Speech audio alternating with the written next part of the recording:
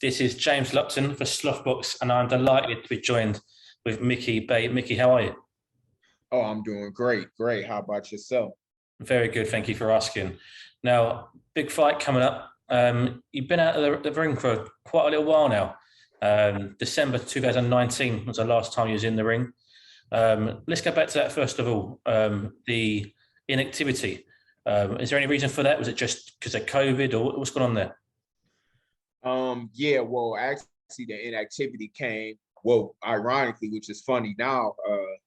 Well, my last fight was against Kambosos, and I got a call to partner up with Devin's dad to train Devin, like right after that fight with me and Kambosos. So ironically, it's funny that they getting ready to fight a couple weeks after me. So that's really why I've been off when really training him and a couple other guys, but mainly him. So I've been just doing that. That's really why I've been out. So have you been coaching that side of things, or have you been just sparring with him? And No, coaching him. I've been training him. Yeah, I've been training him for the last couple years. That's really why I haven't been fighting. And then had a couple more fighters that I trained under his stable as well. So, so I still been in the game. I'm always around it. what's that like, the training aspect and the trainer role? It's night and day, totally different. I mean, I never understood when people said just because you're a good fighter or a good football, basketball player or whatever doesn't mean you'd be a good trainer. I can see why now. It's totally different.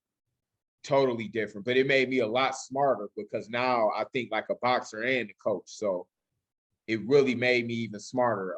I had a high IQ before, but now it's just on another level. So I'm just blessed to have the youth that I have for my age because I take care of myself. But the coaching part just added something even more to my knowledge. Do you feel that it will benefit you, or do you appreciate your role a lot more as a fighter now that you had the coaching side of things?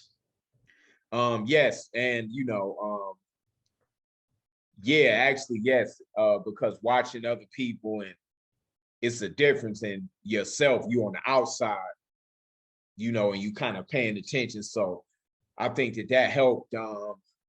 It gave me a different perspective about a lot of things, and I'm gonna definitely show it on May 21st. It's gonna be a thing where like, man, how did I do it? Those are kind of things I like pulling off. Even with Kambosos, I was actually off 3.5 years. I don't even count one fight. I went to Mexico and fought for 7 seconds. I didn't even count that fight. But other than that, my last real fight was 3.5 years before Kambosos. I trained 5 weeks and fought him to a split decision. So I was probably a round off for me getting the Teofimo fight. I like to pull off, those kind of moves. So when people ask like, why am I coming back taking a tough fight like Farmer versus getting the tune up, this is just something that I can get up for. It got to be exciting and competitive, and I don't want to cheat the fans and give them a weak match. I want to get the fans something that they can be excited for. Do you think people like Farmer and Kambosos can overlook you and almost feel like you're more of a name on their resume rather than a challenge, let's say? Well, with Tevin, I'm not sure if he's looking at it that way. I think that he is thinking that I'm old in his eyes. I think that he's probably thinking, oh, he's older, but I mean, he's gonna be in for a rude awakening. So I want to touch on very quickly again about the coaching side of things that you've been doing the last couple of years. Do you think this would be, I believe, your first fight since you've been in a trainer role?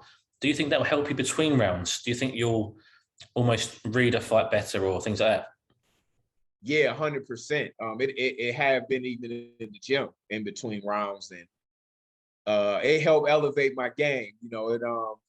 It helped me a lot. So I think it was a blessing that I started to coach and train because it has helped me a lot.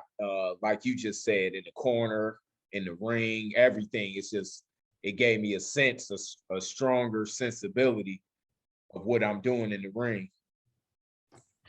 In terms of the Farmer fight, a big fight, both big names, former world champions, a pair of you, but this is taking place in Ghana, in Accra. Just talk to me a little bit about the location. How did this fight come about?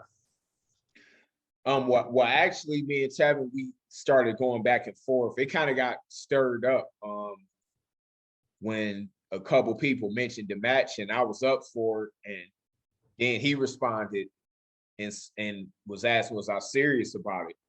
And I told him, yeah, I'm definitely serious. So we kind of had a verbal agreement, a handshake deal that we would fight.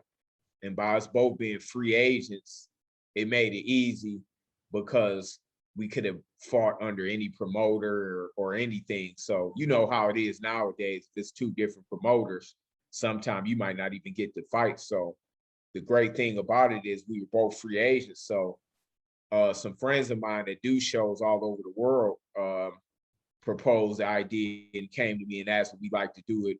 Actually, it was a few other countries that was interested, but Ghana is a boxing mecca over there, and my friends do shows over there anyway. They have done a few shows and it was big, and they wanted to do it in a huge 60,000 seat stadium. So I said, why not? Let's do it. And Tevin was down with it. So we made it happen. We put it together. So each of us are actually co-promoting. I'm actually one of the promoters for the event as well. So and we got a huge sponsor in Sprite. So it's just truly a blessing how it came about. You mentioned there about both being free agents and you had the verbal agreement, the gentleman's handshake, let's say. How easy and how much more efficient was it to deal with somebody without the promotional background? Honestly, it was easier, to be honest, because it was about me and him.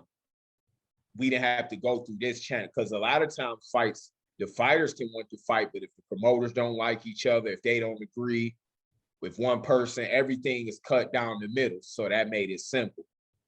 Like, we both getting the same share of everything. So that made it honestly one of the simplest matches ever to make. Now, you're 38 years old, former world champion, so you've reached the pinnacle of the sport. You've done what everybody sets out to achieve when they get into boxing and step into the ring. If you beat Tevin Farmer, what is next for you? Is there still a career in the ring? Yeah, not too long, maybe I could see myself doing maybe 3 or 4 more fights after this. I want to go out on top with all of my marbles, and I don't want to be one of those fighters who just keep on fighting and they can't even compete. Like we see Gamboa still fight.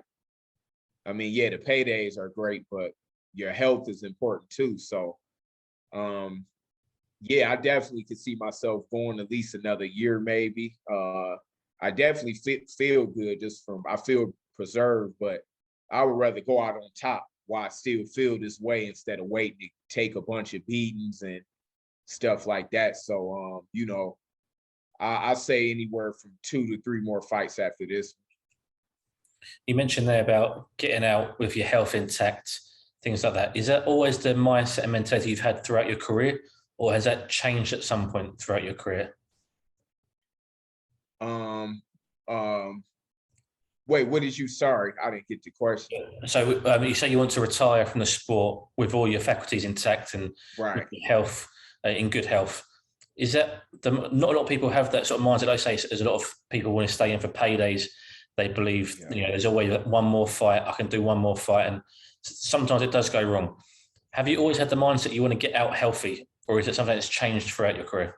Oh yes, I always thought about it because I see it a lot. I live in Las Vegas, in the fight capital, and I see a lot of fighters, and it's just you see it as well. I'm sure you see them. The punishment is just change their whole speech and their brain and everything. I just me seeing that, it's like none of them thought it to be them, I'm sure. So I gotta realize and be smart myself and say, let's go out on top. Don't wait until you get to this point. Now it is hard, I can admit.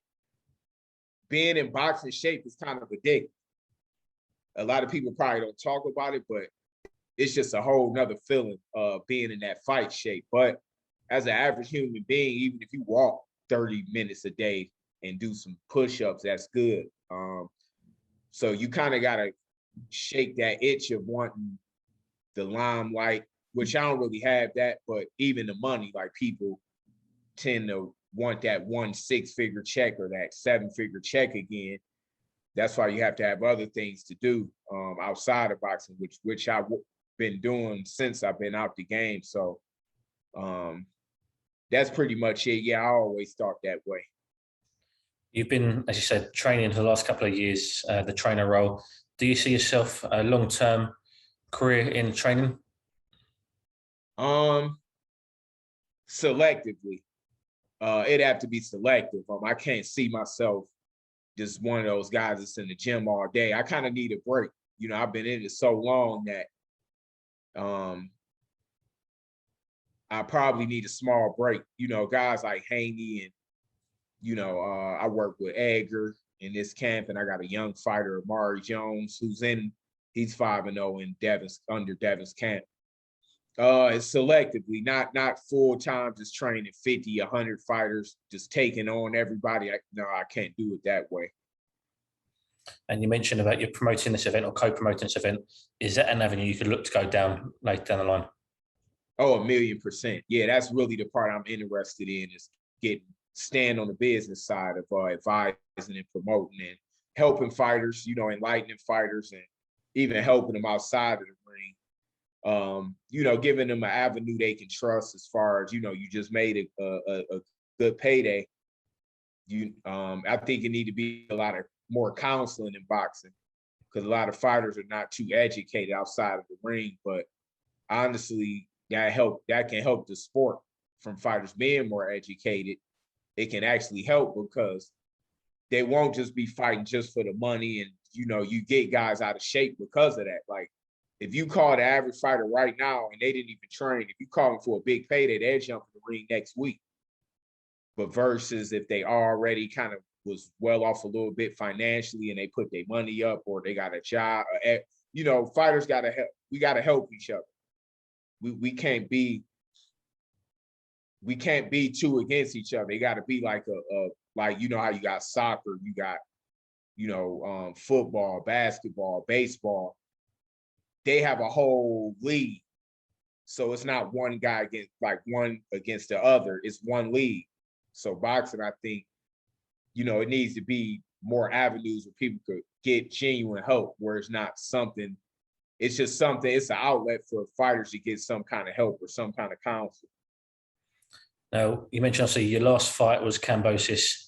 He is fighting Devin Haney, who you've been training for the last year or so. Talk to me a little bit about that fight. Break that down for me. How'd you see that going, and give me a little prediction?